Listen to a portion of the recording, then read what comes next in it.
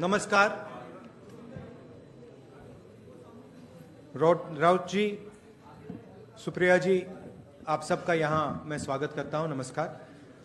Press conference is specifically about Maharashtra, and I'd like to give you some details about what we have found about the Maharashtra elections.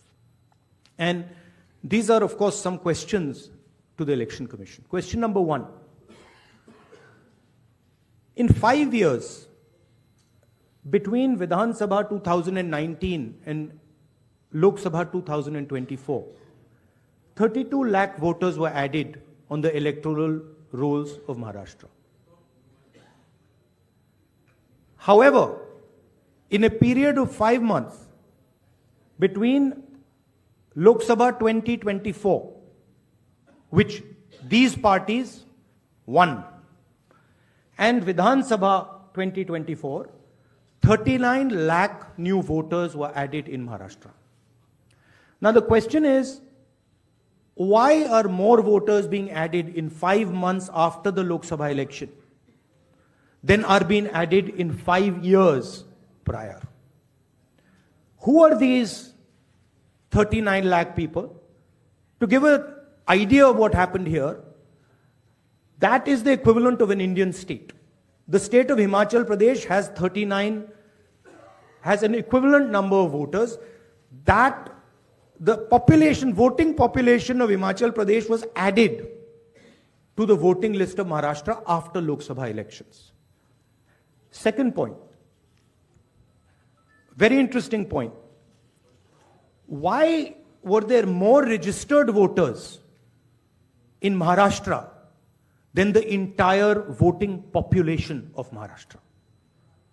According to the government, the population of Maharashtra is 9.54 crores. According to the Election Commission, there are more voters in Maharashtra than there are people in Maharashtra. Now this is an obvious anomaly, right? Somehow voters have suddenly been created in Maharashtra. The government itself is saying our population is 9.54 crores, and the Election Commission has more voters than people in Maharashtra. It's the second question. And the third question, which is an example of many, many places, one of many, many places which we have found. The thing to understand is the number of voters who voted for these three parties has not reduced between Lok Sabha and Vidhan Sabha. We have got the same amount of votes. And here is an example. So the Congress vote in Lok Sabha 2024 is 1.36 lakh votes. In Vidhan Sabha, we get 1.34 lakhs, very close. 35,000 new voters are added. And BJP in Lok Sabha gets 1.9 lakh votes. And then in Vidhan Sabha, they get 1.75 lakh votes. And most of those voters that provided the BJP with their victory come from those 35,000 new voters who have been added. And this is not the case in only one constituency. It is the case in multiple constituencies. It is the case in Shiv Sena constituencies, Congress constituencies, NCP constituencies. Now, these are fundamental questions. And we have been saying to the Election Commission that we are finding anomalies. We need the voter list, names, addresses of the voters of Maharashtra. We need, yes, with photographs. We need the voter list of the Lok Sabha election. We need the voter list of the Vidhan Sabha election. Because we want to understand exactly who these new additional voters are. There is another factor in this, which we have also found, which we want to understand. There are many, many, many voters that have been deleted. Voters who are in one booth who have been transferred to another booth. Most of these voters come from Dalit communities, tribal communities, minority communities, right? So we want to understand this. And we have made repeated requests to the Election Commission. They have not answered us. The leader of the opposition has said this in Parliament House. The Election Commission has not responded. Now, the only reason they would not respond is that there is something wrong with what they have done. I am not making any accusations.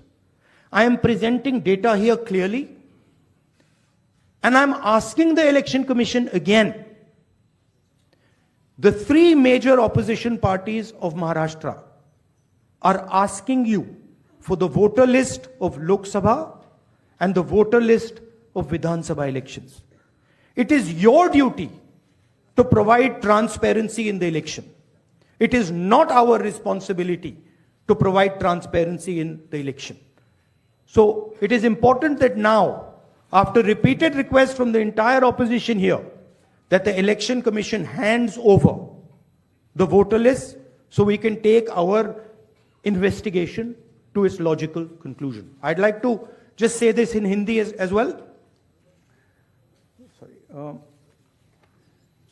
Parliament house में मैंने अपने भाषण में कहा कि महाराष्ट्र के चुनाव में हमारी एनालिसिस के बाद वोटर लिस्ट पे कोई सवाल उठे हैं. मैं आज हिंदुस्तान के युवाओं को यह डेटा दिखाना चाहता हूं. सबसे पहला सवाल,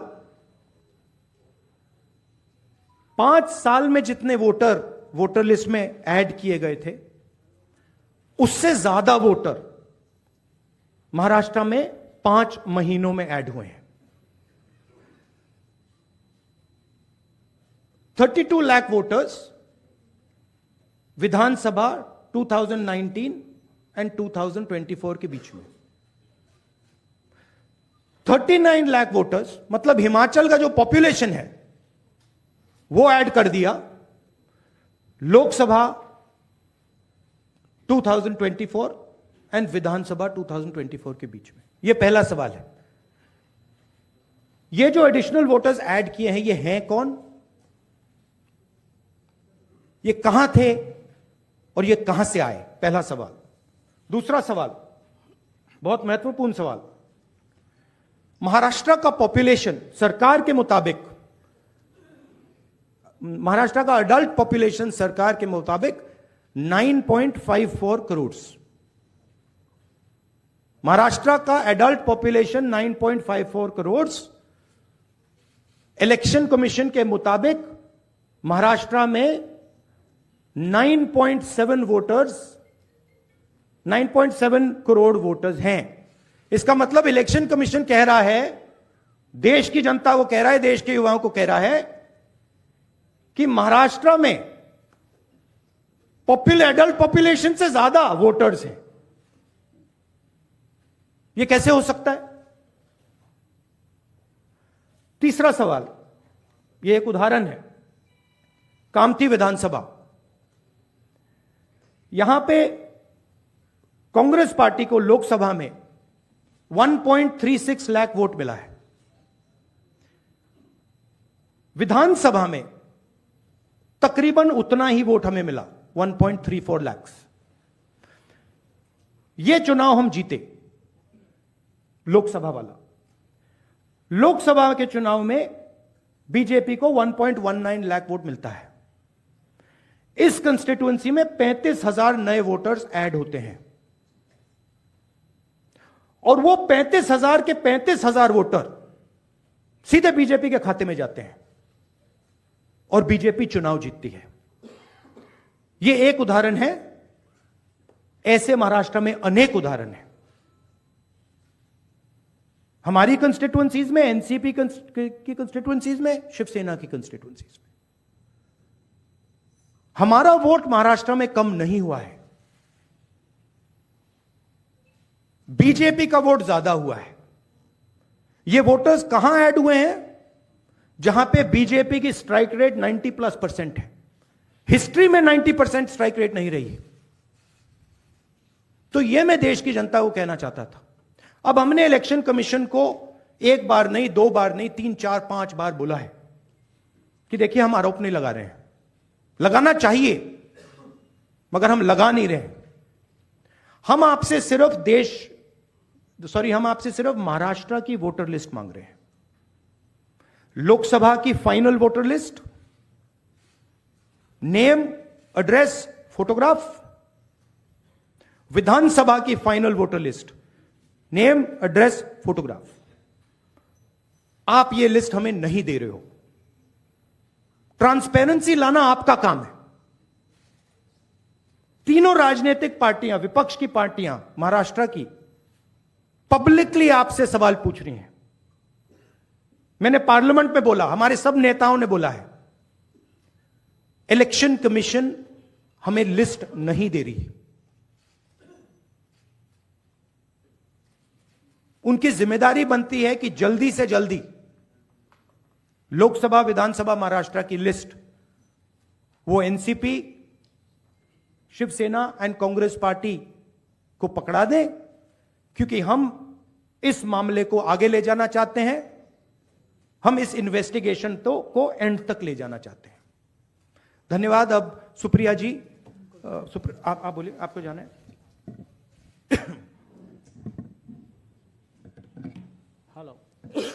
हेलो,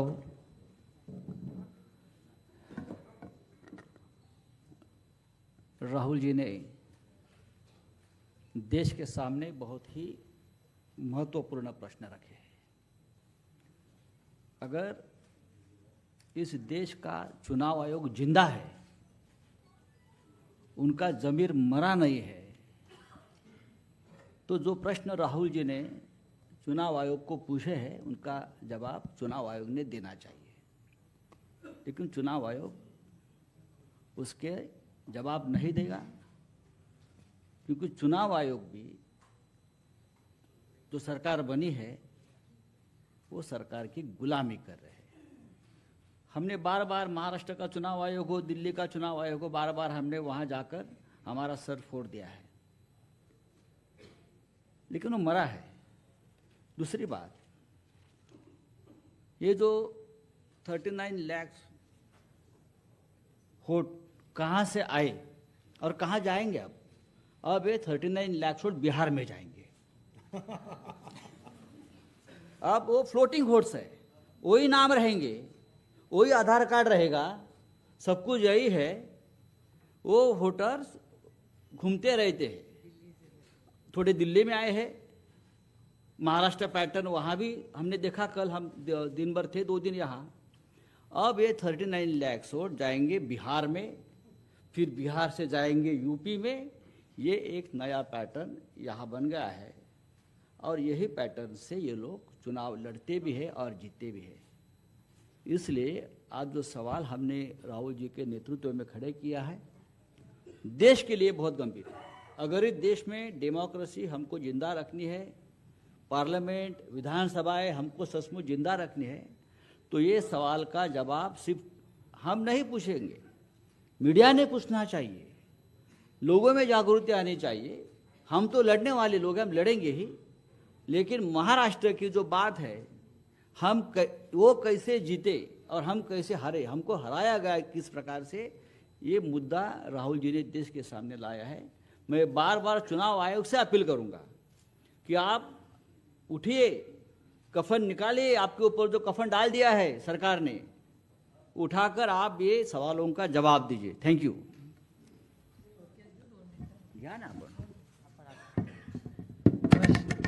नमस्कार। मैं बड़ी संक्षेप से 2-3 अलग मुद्दे कहना चाहती हूँ। राहुल जी और संजय जी ने कहा, उसके बाद 2 चीज़ें मायने रखती है। एक तो मेरे जो सांसद में धैर्यशील मोहिते जी जो यहाँ आए हुए हैं, वो माड़ा लोकसभा से चुन के आए। उनके ही सोलापुर ज़िले में उत्तम जानकर जी इस बार हमारे विधायक बन के आए। उत्तम जानकर जी सोलापुर डिस्ट्रिक्ट से चुन के आए। उनका कहना है कि उनको वोटिंग जो हुआ है, मरकटवाड़ी, आप सब ने बहुत उस पर टीवी पे भी कवरेज दिया था, उसमें उनका मानना है कि वो चुन के आए हैं लेकिन उनको जो वोट पड़ने चाहिए वो नहीं मिले हैं, तो वो फिर से जीते हैं, फिर भी री इलेक्शन चाहते हैं और कह रहे हैं कि बैलेट पे लिया जाए। उन्होंने उनके गांव में उन्हें पूरे निर्वाचन क्षेत्र में सब मान भी गए, लेकिन वहाँ पुलिस भेजी गई और पूरा प्रोसीजर रुकवाया गया। तो वो इतना हमारी सब मांग है वहाँ की, उत्तम जानकर जी और धैर्यशील मोहिते जी उनके एरिया में, कि बैलेट पे फिर से वोटिंग लाया जाए, मशीनें बंद की जाए। कि बहुत सारी ऐसी चीज़ें हैं, जब राज ठाकरे जी भी बोले हैं कि उनका जो एक कैंडिडेट था उसको खुद का भी वोट नहीं मिला है, ऐसा हो चुका है। ये सब डेटा आपके सबके सामने है। और दूसरी बड़ी बात, मैं इलेक्शन कमीशन वैसे तो बड़ी महत्वपूर्ण जगह है, लेकिन मैं बड़ी विनम्रता से कहना चाहती हूँ, हम और सेना बहुत वहाँ लड़े हैं। जिस तरह से हमारी पार्टी तोड़ी गई, जिस तरह से हमारे विधायक, हमारे एमपी, सांसद तोड़ा गया, पार्टी तोड़ी गई, हमारी लड़ाई आज भी शिवसेना की और एनसीपी की आज भी सुप्रीम कोर्ट में चल रही है। लेकिन और एक छोटी चीज़ उन्होंने की कि हमें जो सिंबल दिया गया और दूसरा सिंबल तुतारी वाजवणारा माणूस और तुतारी मराठी में, वो एक ही शब्द तुतारी तुतारी उन्होंने किया। और इसी सरकार के एक बड़े मंत्री है आज सरकार में, उन्होंने कहा था, जो आप सब ने मराठी चैनल्स ने दिखाया था, कि सातारा की सीट एनसीपी हार गई क्योंकि ये ट्रम्पेट और तुतारी थी, नहीं तो बीजेपी का वो सांसद हार जाता। ये सिर्फ मैं नहीं कह रही हूँ, इस सरकार के एक बड़े नेता कह रहे, जो मराठी चैनलों ने दिखाया, आज सरकार में है महाराष्ट्र में। और हम सब ने जब विधानसभा में मांग की कि आप तुतारी हटा दीजिए, बड़ा कन्फ्यूजन हो रहा है, हमारी 11 सीटें ऐसी है, इस कन्फ्यूजन में हम हार गए।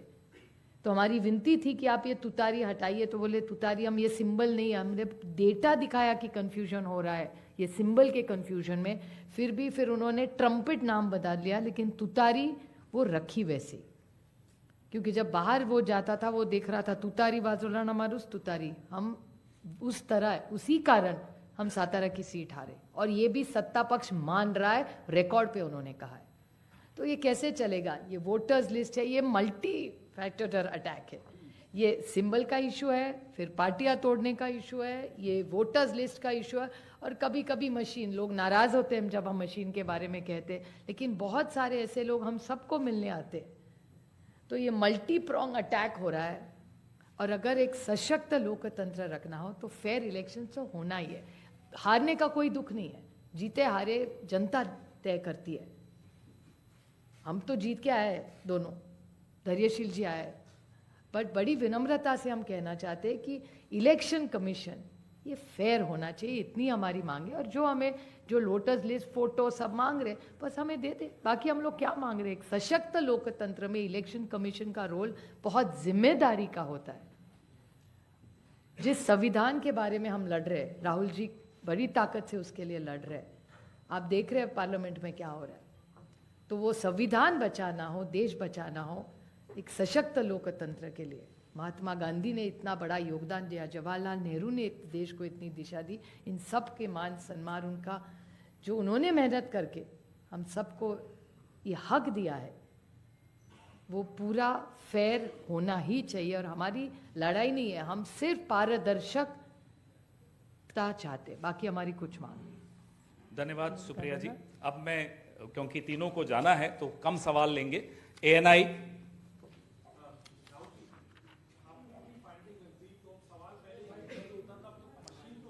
मशीनरी पे हो रहा है, अब तो सवाल पूरी मशीनरी पे हो रहा है। इसको आगे लेके कैसे जाएंगे, क्या रास्ता बचता है आप लोगों के पास?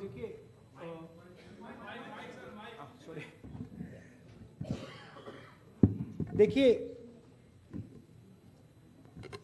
दो चीजों के बीच में हमें फर्क क्लैरिटी से रखना है। एक है स्पेक्यूलेशन। स्पेक्यूलेशन कोई कह सकता है कि भैया मशीन में कोई प्रॉब्लम है, कोई दूसरी बातें कह सकती है, और दूसरा है फैक्ट। मैंने यहां स्पेक्यूलेशन नहीं रखा है, मैंने यहां फैक्ट रखा है। फैक्ट नंबर 1, हिमाचल जितने वोटर्स ऐड हुए हैं, कंस्टिट्यूएंसीज में जहां ऐड हुए हैं वहां हमारा वोट एक है, बीजेपी का वोट बड़ा है। ऐड बीजेपी के कंस्टिट्यूंसीज में बीजेपी को जहां बीजेपी जीती है वहां ऐड हुए हैं। और फाइनल फैक्ट, महाराष्ट्र से पॉपुलेशन से ज्यादा इलेक्शन कमीशन कह रहा है कि वोटर्स है। These are not speculations, these are facts, and this is not our data, this is election commission data, these are election commission numbers। अब हम कह रहे हैं कि अनोमली तो फैक्चुअल अनोमली है, और अगर आप चाहेंगे मैं आपको लिस्ट दे दूंगा और कंस्टिट्यूएंसीज जहां ये हो रहा है, जहां क्लियरली वोट ऐड हुए, हमारे अलायंस की वही वोट है, एडिशनल वोट से बीजेपी जीत रही है। 90+ strike rate. What is the exact strike rate? 90% strike rate. Okay? These are facts. Now, Election Commission is the final authority. We are asking them. You are not going to be able to explain to us how there are more voters in Maharashtra than the population of Maharashtra. You cannot explain it. So what you need to do is you need to give us now the voter lists so we can explain it. And I'm sure if they give us the voter list, we will have another press conference here where the answers to these questions will be available to you. And so that is why we are asking the Election Commission again and again. Our party has asked, their party has asked, multiple people have asked. Informally we have asked, formally we have asked. Every time the Election Commission says to us, nothing happens. And my concern is the strategy is to delay and destroy. Right? So the answer is Election Commission needs to give us this data. We are the opposition. And they need to give us this data as soon as possible. Next step, frankly, what can it be? The next step is we go to the judicial system. Right? Also, we don't actually understand the main issue here. This is actually a small piece of the puzzle. The big piece of the puzzle is voter deletion. We don't know how many voters have been deleted where. We know how many have been added, but we don't know how many have been deleted. We suspect the number of deleted voters is bigger than the number of added voters. We suspect. So, sir PTI mic दीजिए। अरे give the mic. So you are saying that despite raising this with the EC time and again, they are not responding. So do you think that also another way would be to go to the people and start a people's movement, or also could you approach the president about this? I mean, I just mentioned, I think the next step of this is going to be go to the judiciary. But look, it's surprising to me that the Election Commission is not ready to give us the voter list. It should be surprising to you, right? There should be no reason for them not to give us the voter list. To me, the only reason possible for them not immediately giving us the voter lists of both these elections is that there's something wrong, and they know it, right? Sanjay Mishra ji. Rahul ji, आपने और संजय जी ने कहा कि voter list election commission दे नहीं रहा है, और जिस तरह का उनका रवैया है शायद आपको मिले भी नहीं। क्या आप लोगों के पास जो लोकसभा चुनाव के दौरान वोटर लिस्ट मिली थी पार्टियों को, और विधानसभा चुनाव के दौरान जो पार्टियों को लिस्ट मिली थी, उस लिस्ट के आधार पर कहीं कोई कंक्लूजन पर आप हमें सेंट्रलाइज्ड लिस्ट नहीं मिलती है, हमें बिल्कुल डिसेंट्रलाइज्ड लिस्ट मिलती है। तो हमें सेंट्रलाइज्ड एक लिस्ट चाहिए और हमें फाइनल लिस्ट चाहिए जिस लिस्ट पे वोटिंग हुई है लोकसभा और विधानसभा की। बड़ा सिंपल सा है, 15 सेकंड में भी ये इलेक्शन कमीशन हमें ये दे सकती है, बट नहीं दे रही है। मौसमी।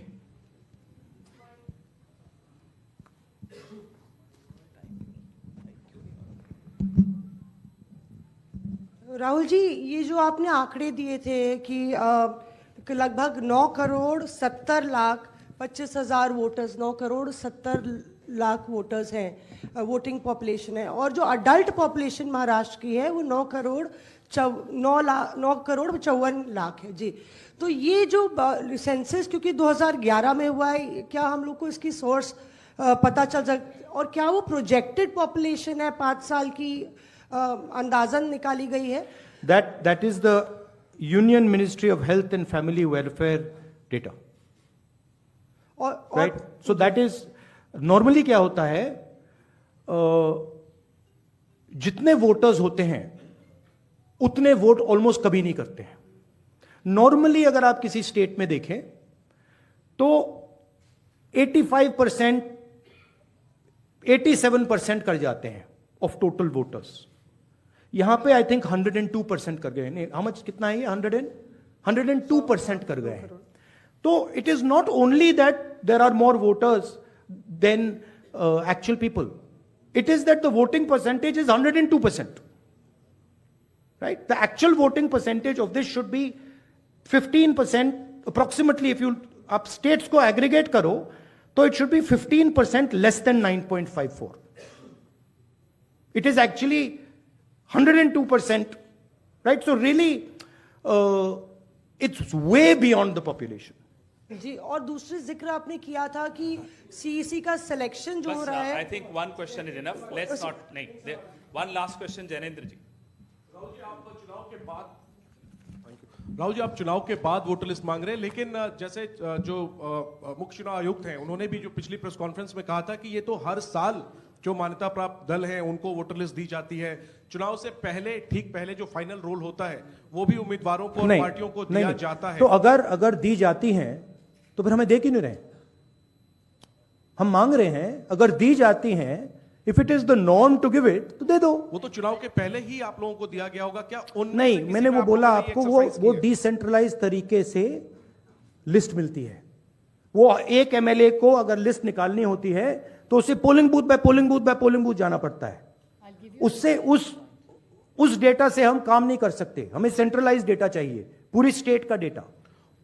राइट? सर, दिल्ली में जब नहीं, बट मान लो आप जो कह रहे हो सही है कि उन्होंने हमें लिस्ट दे रखी है, right? Fine, then why are they not just making it available to अस?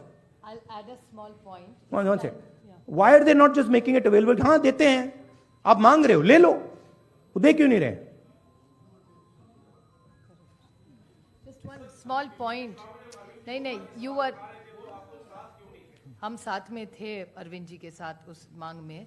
और एक बात बताओ, महाराष्ट्र में जब हुआ था, अभी ऑनलाइन नाम बढ़ा सकते हैं आप। मेरे खुद के निर्वाचन क्षेत्र का मैं आपको उदाहरण दूं, मैं रोज मॉनिटर करती थी क्योंकि आजकल ऑनलाइन करके collector has the final authority.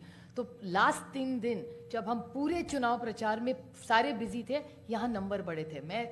हमसे कह रहे हैं कि वो सही भी हो सकते हैं, लेकिन आजकल एक आधार कार्ड पे, अभी आप हमारे यहाँ लाडली बहन योजना में सारे गलत आधार कार्ड आ रहे हैं। ये मैं नहीं कह रही, प्रेस कह रहा है। आप ही ने तो दिखा, 5 लाख महिलाओं का नाम कम होता जा रहा है। See, what has happened is that this list is a dynamic list. And this list is constantly changing and anyone can change it. The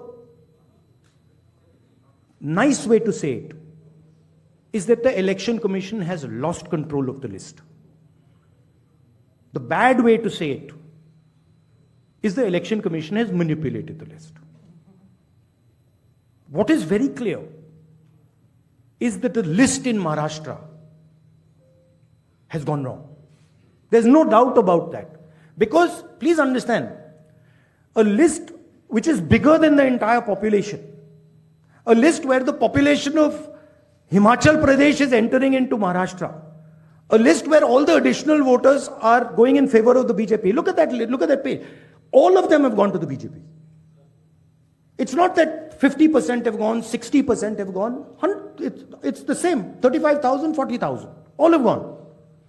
So something is wrong. And it is the responsibility of the Election Commission now to come clean on what has happened. Right? The answer is not, we gave you the list. We as opposition are asking you for the list now. The answer is give us the list now. Don't tell us about what happened in the past. We want to know now. If you have no problem giving the list, you've already given it to us, okay, give it to us today. And give us the Lok Sabha one with names, pictures and addresses. Give us the Vidhan Sabha one with names, pictures and addresses. Because if you don't, there is a serious question now that is being asked about Indian democracy. Which means we are now heading towards the complete destruction of the Constitution. And we are in the business of protecting the Constitution. That is why I have put this here.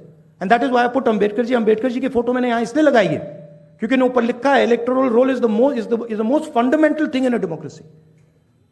Election commission उसकी रक्षा नहीं कर रही है.